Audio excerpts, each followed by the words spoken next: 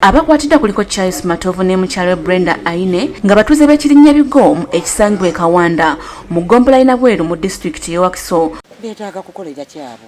Bano okukwatibwa kiddidde okudda ku mwana waabwe babiri Swabla ow'emyaka 6 ne batandika okumutulugunya nga batuuze bamulabidde ng'ali mu mbeera mbi. Bayibuli egamba nti suula omuggo oyonoona omwana neekuba ekisaanidde. Tekyetaaga kuba kutuuka ku ekyo omwana yawulubala yawunga mu butuufu n'ekintu ne bwe kikuba yeekanga yenna naggwamu omutima. Omuzadde yenna atulugunya omwana kabe musajja kabe mukazi naye bamukwate bamubonereze. Gavumenti etuteerewo etteeka nga bamukwata ne bamukangavula nga wabeera ayisizzaamu omwana oli. Kyokka abakwati beeganya eby'okutulugunya omwana ono ne bategeeza nga bwalina ekirwadde ekimukuba mu budde bw'ekiro ekintu abatuuze kye bawakanyizza. Kati ani yamukubye?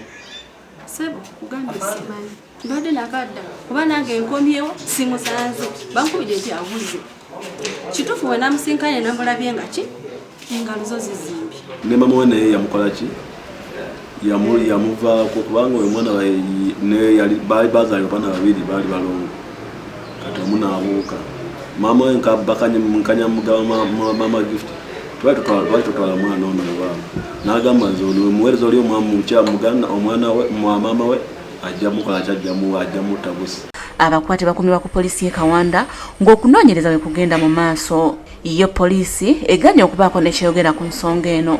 Robert Musanje yakusakidde eggulire lino ku Bukedde TV.